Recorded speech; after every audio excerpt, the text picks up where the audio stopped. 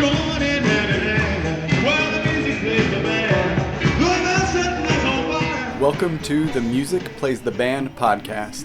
We're going to be sitting down with musicians, artists, band members, friends, and family to talk about what drives them to create great music. Asking more than just the typical questions, who's inspired you or what music do you like, we're going to ask the why behind what motivates them to create great music. People join in hand in hand. Would you like to hear what we're saying, actually? Sorry, yeah. Well, then, you want me to repeat everything I just said? Well, one reason I suggested to Jeb that we play a fiddle tune is because at the beginning of our musical endeavors when we were but teen, Jeb maybe was 9 years old, or I don't know. We actually came down to Union Grove Fiddlers Convention. My father was a big music fan. He was a real old time music fan. So he dragged us down, and we didn't know what we were getting into. Of course, we got this, old 1959 Volvo 544 and drove it with various little problems all down. When we got there, it was, lo and behold, it was a Fiddlers Convention with a bunch of people jamming, and the Greengrass Cloggers actually were playing. Is there any Greengrass Cloggers out here? There's one right there. Is there good green? Yeah. There's one in the front row. Anyway, yeah. This guy right here, the Greengrass Cloggers were really, they were the rock stars of the Union Grove Fiddlers Convention. What was it? They pretty much So had- that was 1972. Might have been, I don't know, it could have been 60s. Well, I don't know. But it doesn't really matter. They had the biggest tent. They had maybe just down a tiny bit of that much. But they had a tent that was like 2 acres or something like that. It was like the biggest tent you could imagine. No, Union Grove. The Greengrass The Cloggers. Greengrass Cloggers didn't have anything but their But the Greengrass Cloggers. sexuality. The Greengrass Cloggers brought down the tent. They brought down the tent. They had wooden benches, kind of like what you guys are sitting on in that tent. And I remember back then it was like it was the wild days. There were all kinds of people. But anyway, they jumped up and down the benches and pretty much they brought down the roof. But the Greengrass Cloggers were unbelievable rock stars of old time music, and pretty amazing seeing those skirts flying and the guys trying to keep up with those girls. Still happen? Yes, still happen. Anyway, so we learned how to play old time music, and from that ended up bringing fiddler something about festivals. We're gonna play a tune. What do you play, Jeb? I don't know.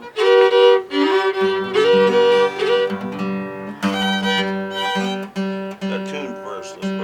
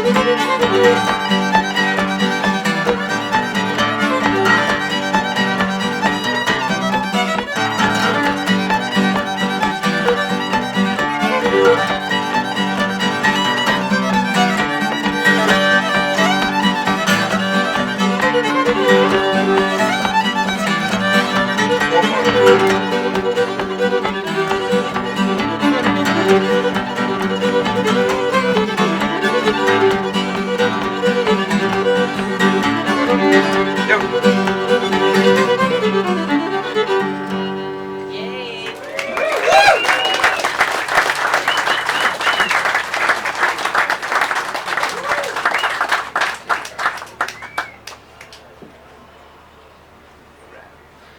It's a little known fact about old time music that we as human beings tend to watch time receding away from us. Well, when you play old time music, you have to turn around. You got to watch time coming at you, and that's actually a fact. Oh. There's science involved. Yeah. That reminds me of how little marijuana has ever worked for me.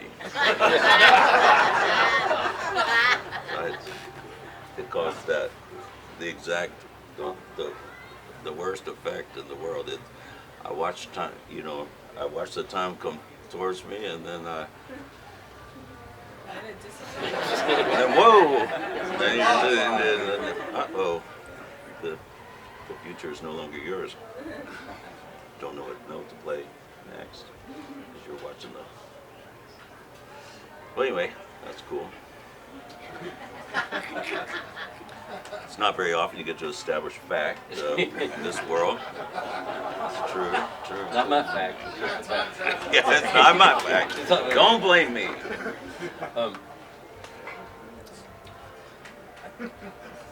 So, The history of Shakori Hills kind of like, I mean, where it's in essence it's a dream of some kind, I guess, and it formulated somewhere in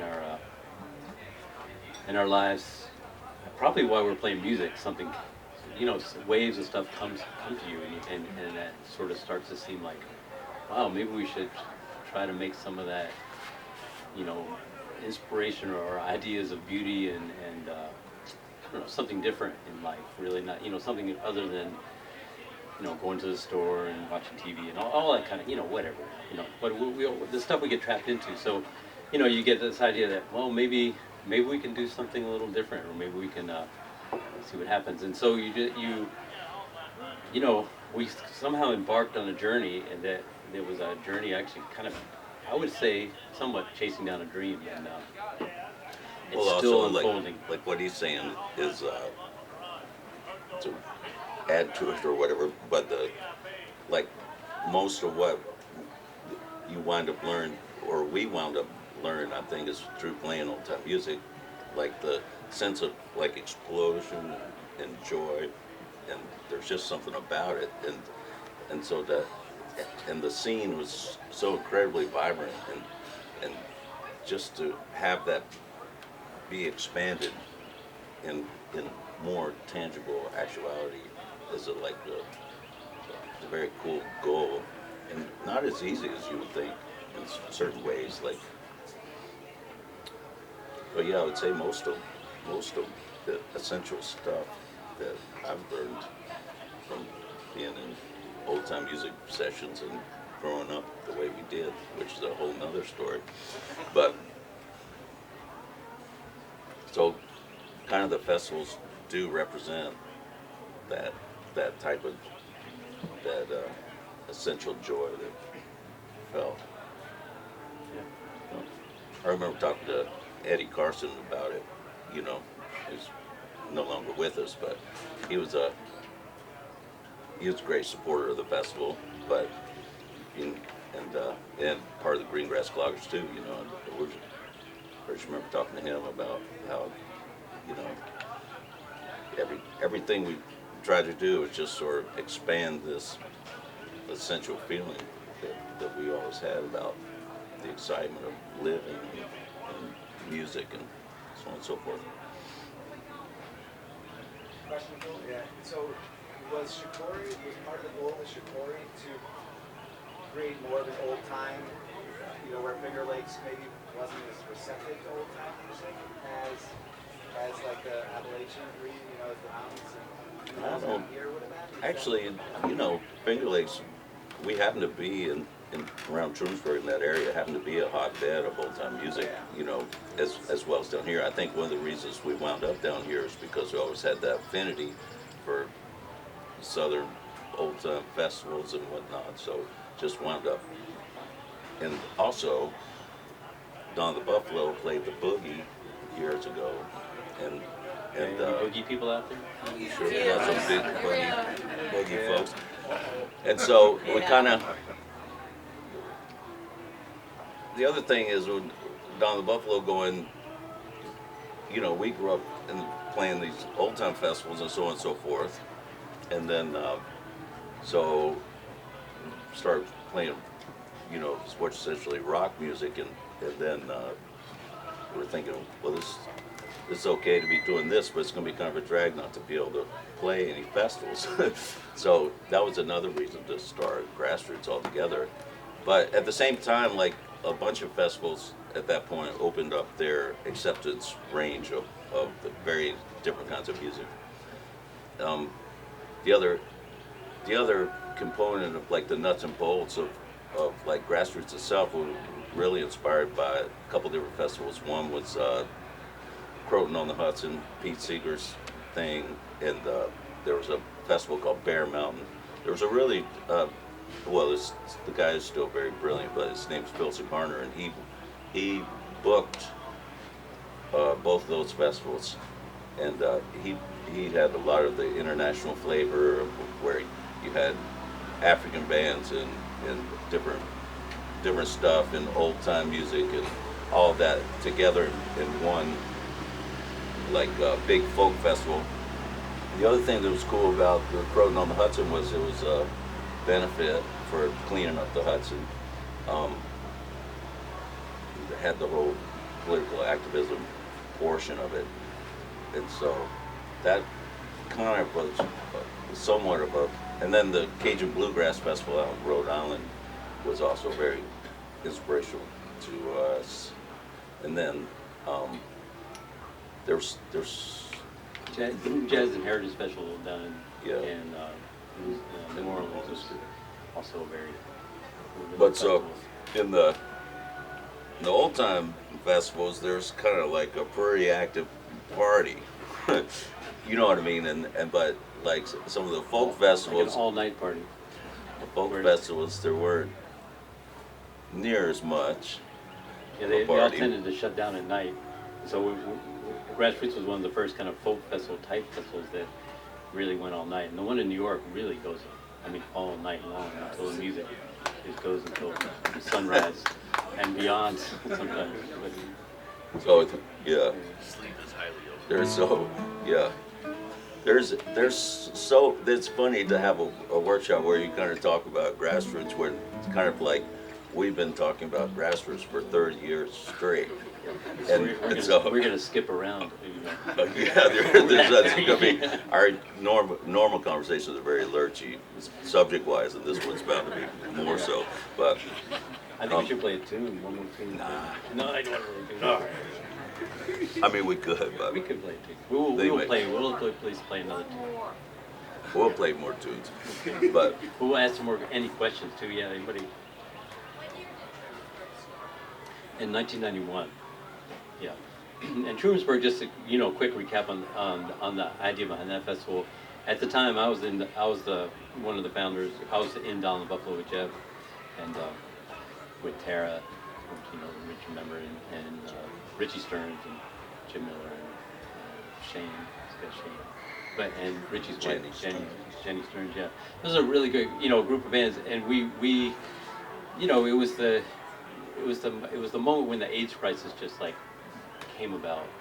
And actually in 1990 we did a benefit concert that we managed to sell out in a theater, and I think it was a very successful event, raised money for the fighting against AIDS. So the very next year we decided it was really Jeb's idea that we should do a festival.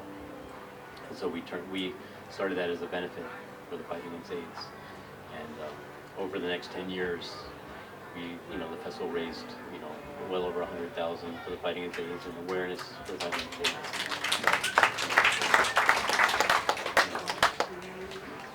What part did your mom play in it? mother played a little. She didn't was do anything. She was our mom. Very insignificant Yeah, woman. that was like, oh my God. Well, I mean, just a little tiny bit of family history. You know, my mother and father were both serious academics. They both had PhDs, and they taught us that we should not go be academics. And so, I know for whatever reason, so we basically ended up dropping out of school and learning how to play music, and then and that led to figuring out. So I don't know how we figured out that we should also do something else with that besides just play music. But we did, I guess. I mean, well, we're here. We're here. But my mother and father were both really amazing people, and you know, a lot of we grew up with a lot of deep philosophical discussions going on. You know, as we were running around. I think also it's like when you're talking about like what is like counterculture, it's not so much a desire to not have culture. You know, it's actually a desire to find some culture that actually makes sense in a more in your life, like and you can definitely tell that there's something lacking in the you know, there's a lot of unhappiness in the world with the way our classic mentality is set up, and it's not to say like people, you know, the counterculture has all the answers or this and that, but it's an attempt to like, all right, so how are we going to live, and then being free enough to say I like this, you know. I'm going to sit on the porch instead of doing whatever. Well, you know what I mean. It's just like a million choices, but, and there's, you know, you could go on into, you know, the classic, you know, example of, you know, like a public school, like when you first go to public school, one of the first things you realize is you have to ask somebody to go to the bathroom, you know. Well, this to me is like the very first step in seeding your personhood and your autonomy to another, you know, and society works like that to good effect a lot, you know, where people say, go get the thing, and you just go get it, you know what I mean? So that's cool too, but it's also, it's important for people to feel like their life is a creative entity, and it's like a piece of art altogether, and it's up to you to piece your piece of art together. And some people are pretty darn good at it, and some people really fall down and bruise themselves and get back up, and you know what I mean? So life is like, it's freaking beautiful. It's awesome. Each person is a universe unto themselves, you know, and so just to view that as a thing in creation, and you're the painter, you know, and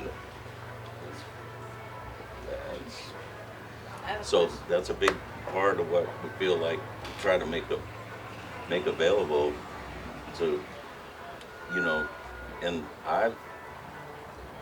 just music's the thing that I found that makes sense to me.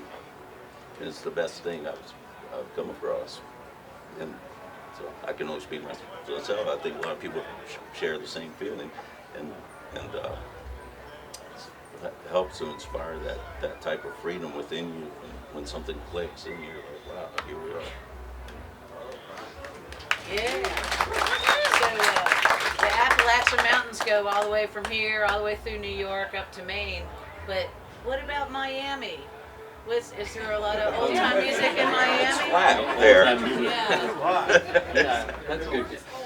Well, you know, it's a big world out there, and one thing that we discovered, of course, in GrassRoots was like, I think we must have seen the similarity between, you know, what was coming out of like Africa and those traditional kind of music to old time music. So it always rang as a resonant kind of thing. So Yeah. we always brought up some really great, music from Africa, and then the world, the African and Afro-Caribbean kind of thing, it's all over, and it was part of the New Orleans Jazz and Heritage Festival.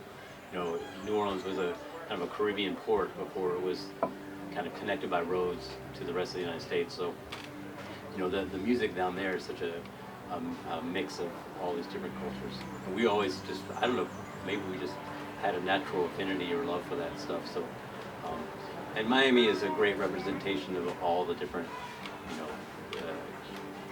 Cuban, all the different, all through the Americas and Latin Americans type stuff. I think also one of the first, those early festivals who talked about the guy Phil Garner book, you kind of more the folk festival model where you got bands from small towns that were their culture, their scene, and they would bring it. So, like if you go to the small towns in Louisiana, like Walter Matone comes up, he would do this dance every Saturday night, and then so we hired him to come up to GrassRoots, and so you really get the sense of life. It's almost like being able to world travel without traveling. Like you just go from one stage to the other, and you're like being encompassed by a sense of culture, how people feel, and where their heads are at, and so that is a whole nother story within itself. It's like the nature of I don't know what small town this band's from, but it's like the definition of festivals has sort of slid a little bit since we started, since we've been at it. Well, GrassRoots in New York, this will be the 29th year, but when we started, there was maybe a handful, but now they're like almost every week, and I think it was a real when things work, they're already an idea out there in the world, and GrassRoots was one of those ideas, but then a bunch of other people got on it, and so now things like Bonnaroo are considered a festival, and so on and so forth. These sort of more big things with like these big name lineups and stuff like that. Like used to be like festival, you probably really didn't have nearly anyone anybody heard of, and that always sort of worked for us pretty good because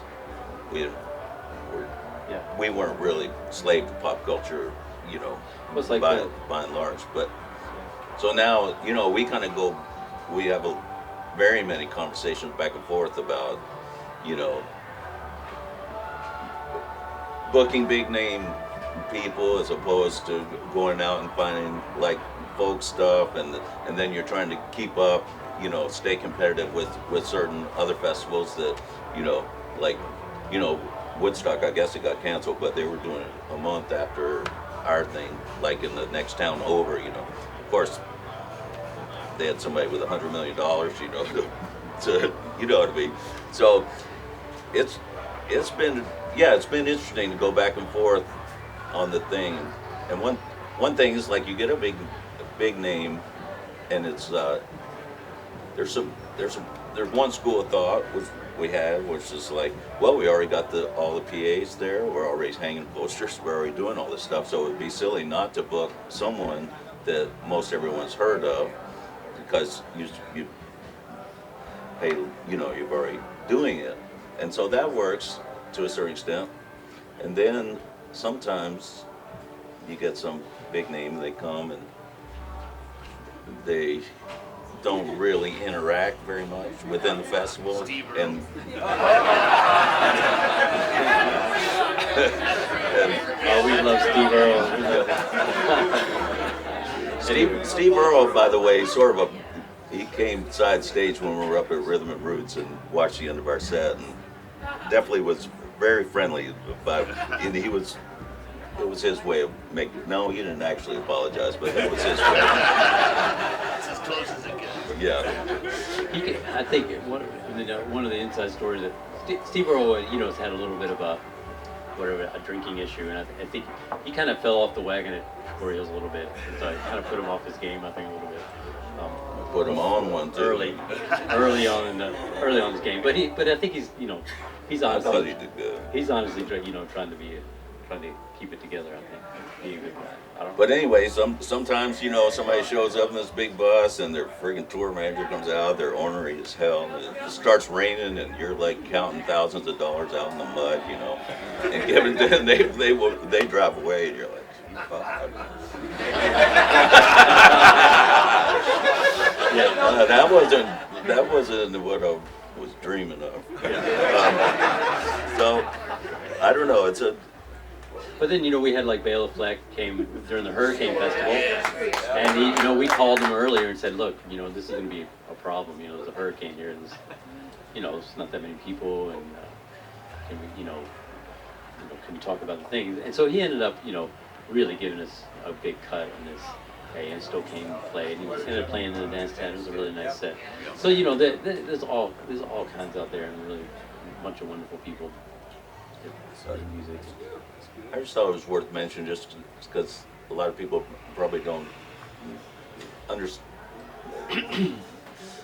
when the nature of doing what we're doing is in the way that we do it is it's hard for a lot of people to understand, but essentially the way it goes is like this, the way we feel about it, I can speak for myself, I guess, but is firmly believe like the power of grassroots is the fact that it's really not owned, essentially. But at the same time, it's like somebody's got to make some decisions about it. And so so you wind up in this it's strangely enough, it's sort of organized a little bit like a bunch of kids on the street, it's like, let's go to the park. It's like, no, or then one of them is like, oh yeah, that it's just sort of like a whole bunch of conversation and trying to figure out what to do. And then, but it gets pretty confusing because at some point you say, well, the real power of it is the fact that it's not owned. And then the other thing is that I don't think I'm that interested in doing anything that I think would be wrong to the festival, or Jordan wouldn't feel like letting something happen that would be wrong to the festival. So in a way, you sort of feel like you're stewards of a thing that's rolling, and it's cool, but you wouldn't want a bunch of people showing up dealing heroin right here. So it's like, okay, I mean, this is just a classic example, something that everyone could agree on. I think. You know what I mean? So that would be a classic example. So Jordan would kick their ass and they would leave. And in the old days, yeah. Rapper. Yeah. So, and then there would be lots of scenes where, and there still is, where, you're trying to collectively do something, and then you're trying to make a collective decision, and then it could be very interesting, very interesting, but kind of cool at the same time, but could lead to, and sometimes I tell Jordan, I said, people, sometimes they might understand a little bit more if we just said, we're running this thing, you're helping me. That's just the way it is. And that's like the way everything else is organized, with a hierarchy from the top down, and it's easy to understand. We're accustomed to that as a culture.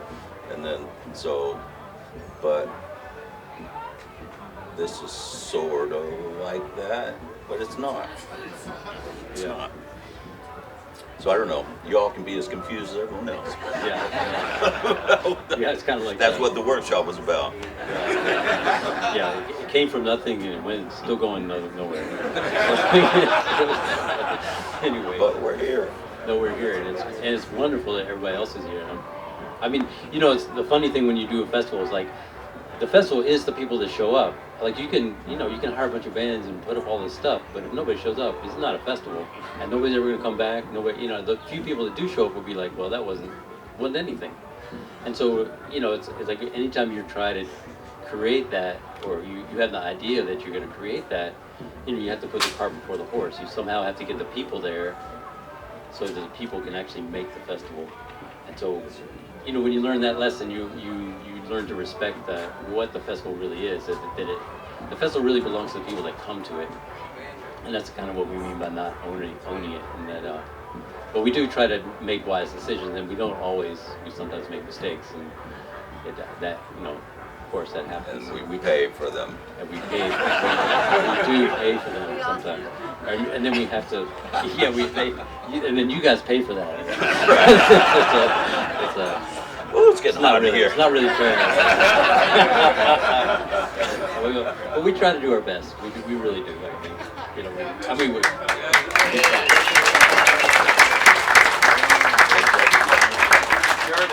Could you tell us about analog versus digital? Oh, that's another workshop. That's a whole other workshop. But real quick, we can discuss, because GrassRoots sort of has a little bit of a different theory on, well, just, you know, It's not different. different theories, or I don't know. I'm kind of I'm a little bit of a hi-fi geek, so I like high fidelity. And you know, high fidelity people are like, you know, they don't even want to put like an extra length of wire where it doesn't need to go. So the idea of taking a sound and then turning it into a bunch of digits, running it through a computer, and then turning it back into sound again is kind of it just goes against the grain. So we do our best to try to bring the most pure, direct to you sound from the performers with the least amount of equipment between, you know, the band and you. So, Have you designed or built any of those equipment? I have actually this. These speakers? Yeah, these speakers, they were kind of an experiment, but they still work. They work great here. We tried them in the They dance have a tent. resonant frequency that's. Yeah. Says, Hey, not this mic though. That's okay. I know. What's up with this one? There we go. I love that. Where's that? Good work, Jordan. Where's that digital EQ? Let's get that out of there. We need Anyway, another piece of equipment. yeah. So no, but also we do build, and we did build. You know, we basically, you know, the two dance tent systems and the grow stage systems are put together by GrassRoots, and we rebuilt some old stuff, and then the dance tent speakers are, you know, our own custom designs, and then we have these. Now we're running the cabaret, this stage, and the vinyl lounge on tube amp that design that came to me like GrassRoots did in a dream. Kind of, I was laying on a couch one night after I'd been reading geeky stuff, and I had this aha moment. I think I know how to make a better amp, and I tried it and it worked. So that's just that quick and easy story. All right. Are those amps for sale? Only to you, Brian. Only to you. They will be someday. They will be someday. Good I question. have a lot of. Oh, Yeah, I just wanted to say that back in the day, and this is because of you, are you talking about yesterday? Back in the day, yesterday. where, I mean, we'd sit around a bonfire, passing a bong around, saying, when is it great to have a music festival? And it comes to a point sooner or later you gotta decide, well, you got the business of the festival. And I have no idea, I have my section that I work. Yeah. I have not an idea at all what's going on with the numbers. I don't know anything about the details. I mean, do you find yourself Well, it's a divide and conquer Stressed kind out. of thing, you know. Yes. You just find, you know, you get people. There's, you know, like you're, you know, these guys, you know, there's people that just take an aspect, and that's what makes the festival so great. Really, like, you're like, I don't even know everybody here. Believe me. I mean, you know, and so, but somebody knows everybody. I mean, you know, it all interconnects, and that's the kind of the GrassRoots kind of thing. You know, I don't know if anybody knows everybody, but anyway, but you know, there's like a great, incredible kitchen staff. There's stage staff. There's, you know, there's security. There's the camp rangers. There's you know, there's a administrative bunch of people. There's promotions people there in the back. and Recycling. there's recycling Oh, and there's compost. I've And worked here for like 8 years, and weren't you gonna tell me what to do? Or? we usually find out that after 8 years, you either have to like, you know, stop telling people what to do, or you know. Yeah, or your job description. Yeah, we're bad with job descriptions. I've been told that many times, and I apologize. That's one of my. I have a problem. I don't know. I have a problem with the categorization of human beings. I always have. You know, I don't like. Yeah. I don't like racism and all, and I don't like culturalism, and I don't like, you know, economic isms and all that kind of stuff. I like people to be people, and GrassRoots is one thing that's taught me is that it sure is proof that we can all get along, we can all do the right thing, and more power to that. You know, really, it's like, hey, you know, so enough isms, get rid of all those things. Are there any threats or problems that you guys worry about? Because we can all help you worry about it if you share about the festival in the future. We try not to worry about it, but in this world, you know, economics is a you know, we run this thing on a you know, whatever you want to call it, shoestring budget, shoestrings. We're always shoestringing it, and so someday maybe that won't be the case, but You know what I want. but anyway, in that aspect of you know, nothing like a shoestring budget to teach you how to do things efficiently and the most effective way, and cut out the extra, you know, stuff you don't need. And, you know, we don't have any, as you see, we can't afford fences, so there's no fences at Shakori Hills. I don't like fences either. You got a question?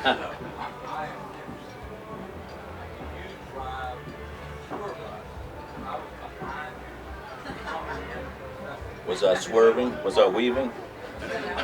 Was I weaving?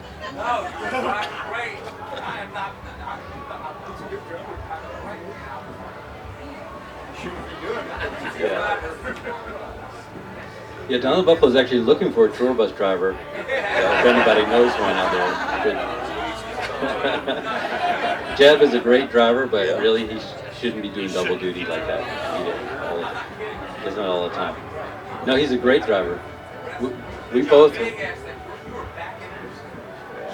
Well, we came up to down the road here, and this very nice guy was telling me to go right down there.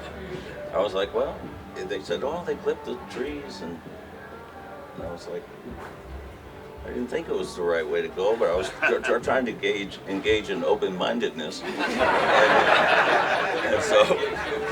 so I went down there thinking, oh well, they changed some. Don't be such an asshole, Jeb. You know, just do what you're. You know. And so anyway, we nearly got stuck and wound up backing all the way out, and then going the way we normally go, but. How about that time at Mount Airy backing up? Yeah. And he hit Wow. Jeb with his little Oh my Jeep. gosh. Yeah. I think we should play another tune. All right. Yeah. Then you guys can think about your questions. We'll answer a few more. Okay. We'll just play a tune.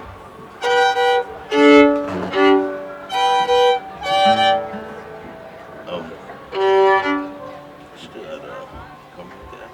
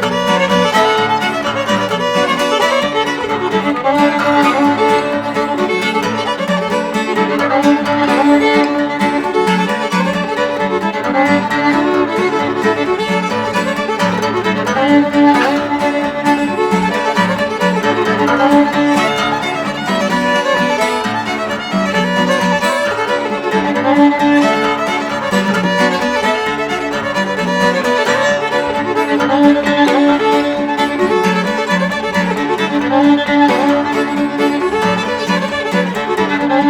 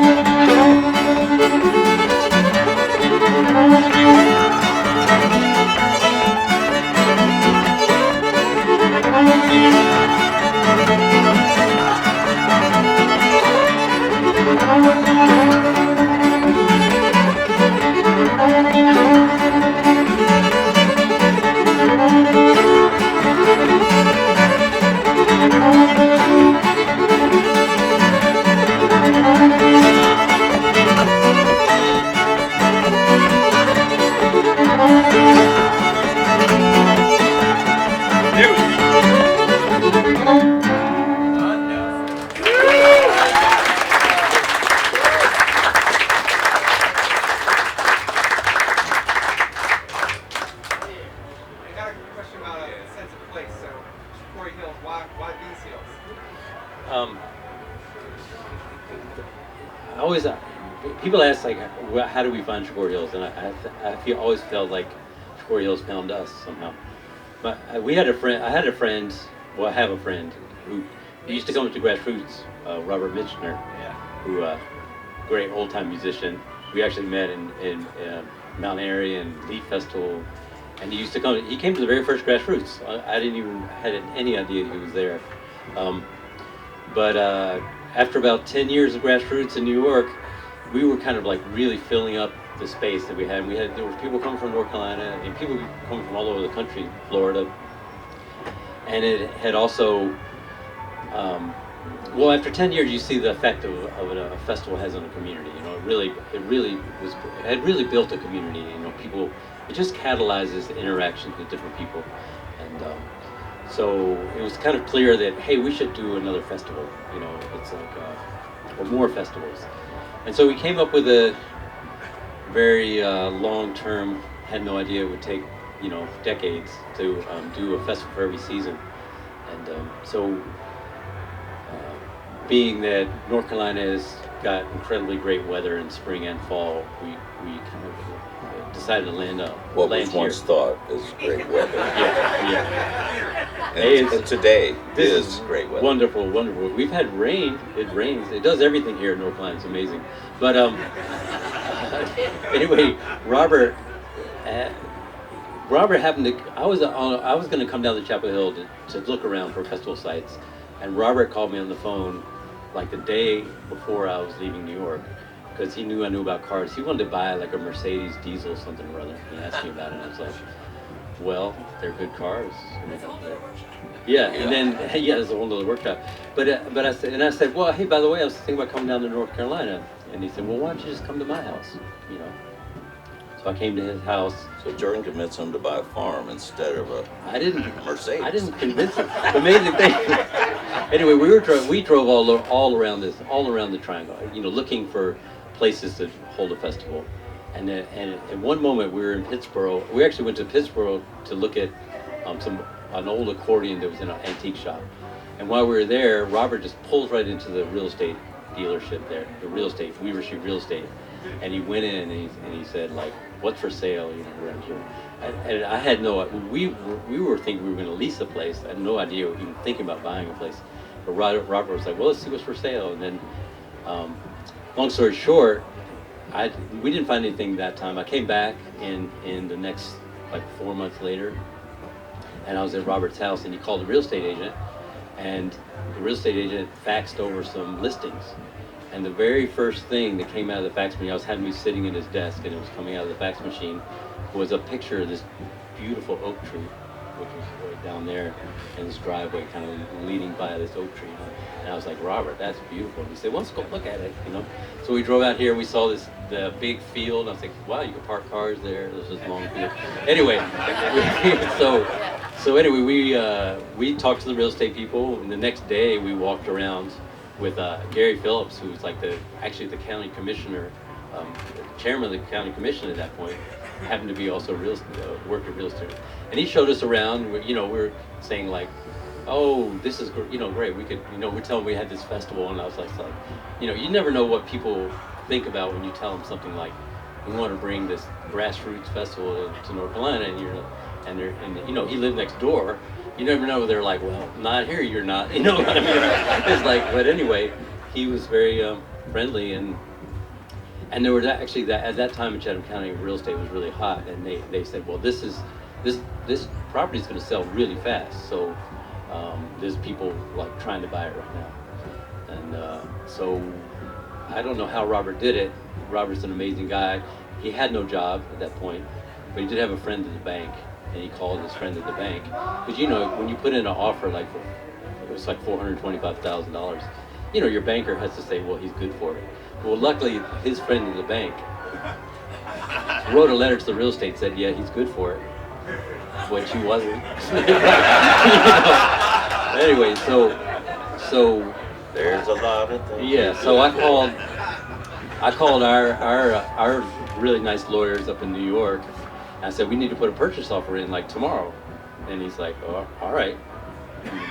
And so he wrote up a purchase offer. The letter came in from the bank. We handed it to them we saw the property on Monday. I think we handed them the real estate, the offer on Wednesday, and then I think by Friday they called us back and said they accepted the offer. Yay. So I don't know how that could be our doing to have that happen. I think it was kind of a meant to be thing.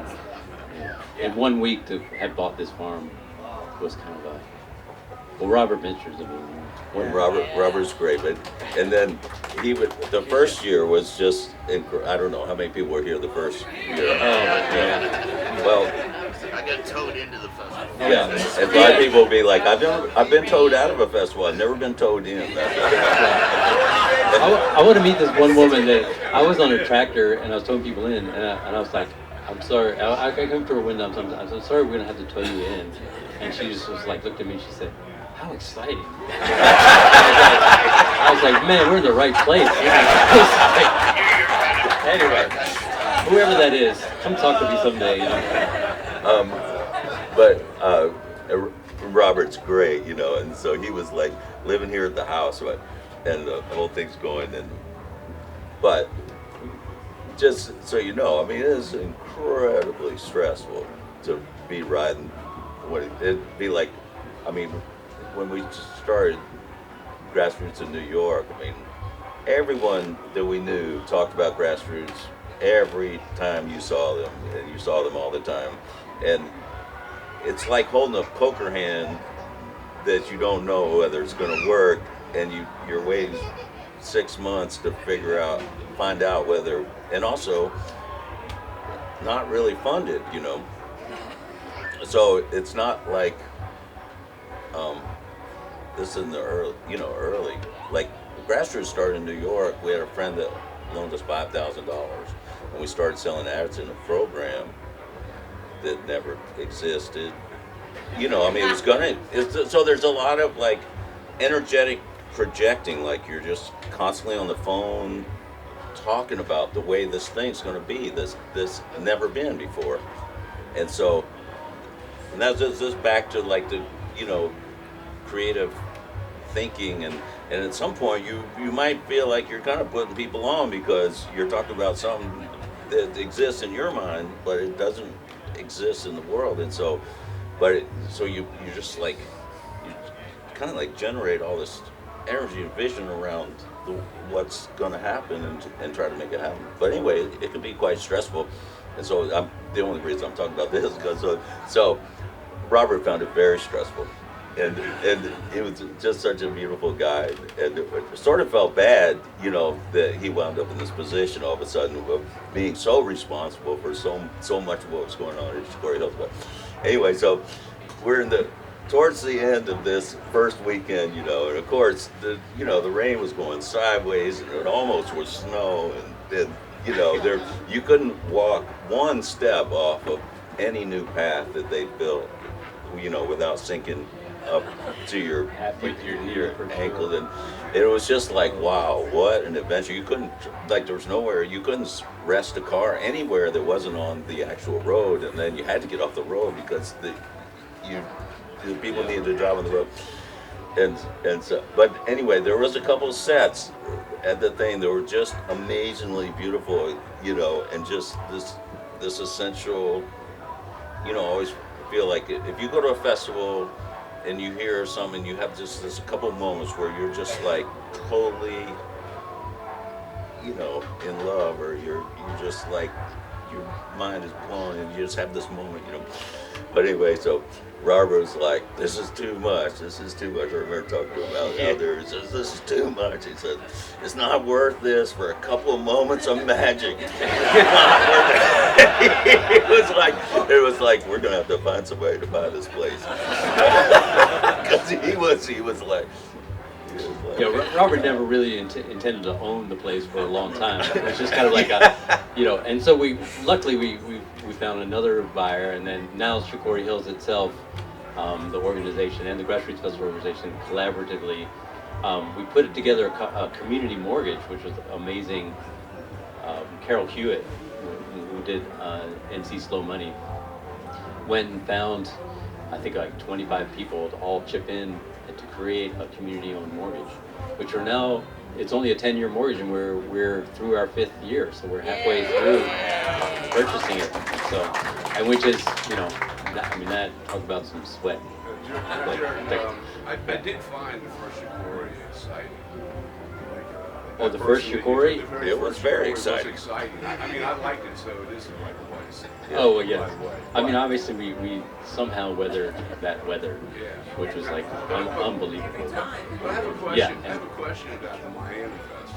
Yeah. I mean, I find the culture here in North Carolina similar to Germany. I see it translate very well, but I don't get it. Oh, in I Miami? don't get it. Yeah. Well, I don't the get Miami the Festival is music, I don't really, get it. if you think about, like, Shakori Hills has spring and fall. It's like the GrassRoots Festival in New York has summer in New York. You can't have a festival in the winter. And then its balance is really the Miami Festival. So that, because it makes a lot of sense if you live in upstate New York in February to get the heck out of there. And really, if you're in Miami in July, you should get the heck out of there too. So it's really those. It's like if you think about those two festivals kind of balancing each other, and then spring and fall balance each other here, it makes more sense. It's kind of a, yeah. And you know, we have the crew. What it really did, creating this. Oh, good. Hey, here's. Hey, read the schedule. This is no read good. Read the schedule. Let me tell you some She's stories. gonna upstage us. No, I'm out of here. Alyssa Farrell is Bullshit. Alyssa's the GrassRoots MVP, unsung hero. I don't know what you're gonna say. I don't know what you're gonna say. Everyone knows Alyssa. She actually is the one that knows everybody. Certainly not me. Here, Alyssa Farrell. I missed your talk, so I was busy working.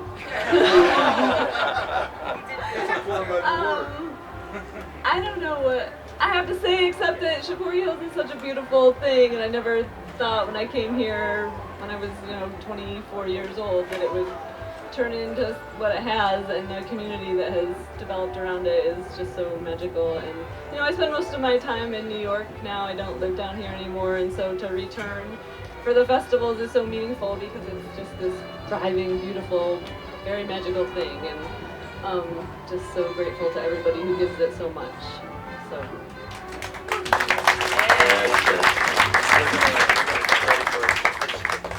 Okay, I think our show is over here. Maybe we'll just leave you with one tune. And Alyssa, if she could find her egg, she's also a great percussionist. She really should be on stage instead of on her computer, but maybe we should just pretend. Oh, there we go. Hey, here we go. All right. Get on the other side of the chair over there. Yeah. You can stand up. All right. So, hey, thanks for your attention to all this and listening. It's been really fun for me personally to talk about this. Just like to say one more thing about just the nature of meeting the cool people and having so many people come along and like I figure one of our strengths was to feel rather open and look fairly inept, and then people rush to your aid, you know, and so really That's the Carol Hewitt story. She rushed to our aid. Without her, I don't know what we would do. But I guess it's if you look at how many people are so well-meaning in the world, you know, and the people get a lot of bad press, and rightfully so. There's people do weird stuff. Like our potentialities are incredibly high for incredible beauty and incredible horror. And I think that's one of the reasons why Earth is such an energetic place. It's like at any moment it could go so right or so wrong. But I feel like GrassRoots is like a psychological construct, like a jungle gym that people feel like if you put your hand on that and push and work on that, you're actually doing something that's cool and something that's actually meaningful, a step in the right direction. And if in the world there was a place where you could just do something to make it better, there's no shortage of energy to grab that lever and pull on it and push on it. You know, you can move a mountain or fill an ocean. You know, there's so many people, all they want is the world to be a great place. And so it's that energy that basically makes it. Here, here. Let's do this.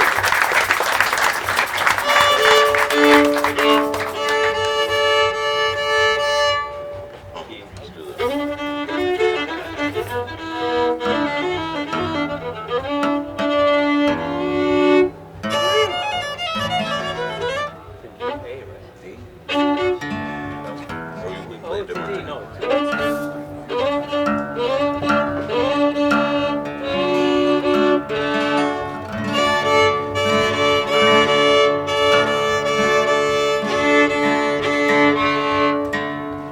Also, you know, like I said, we've talked about GrassRoots for nearly 30 years, or actually over 30 years. And any talk about GrassRoots is not meant to be a conclusion.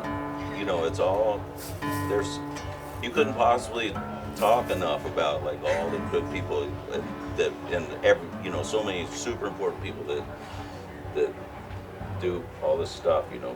So it's almost like, there's one more thing I gotta touch on too. Is like, yeah, you don't. A lot of times we don't really talk about it very much. As a matter of fact, this, you know, as far as publicly, and we don't really write a lot of stuff about like what GrassRoots does, because for one reason, the perception of the less people perceive that GrassRoots is something that's outside of themselves, the more it seems like GrassRoots is a separate thing from the people, you know.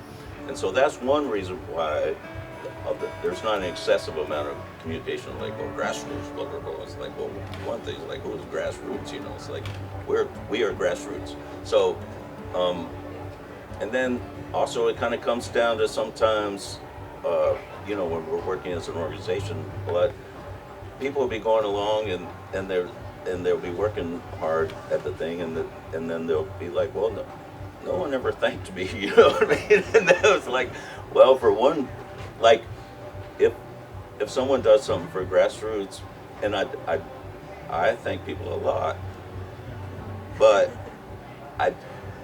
some aspect of it makes me uncomfortable, because I want them to be doing as part of GrassRoots, and certainly not something doing for me personally, or for Jordan personally, or, you know what I mean? So it's like, so I remember, yeah, we gave Katie Walker a plaque for her retirement.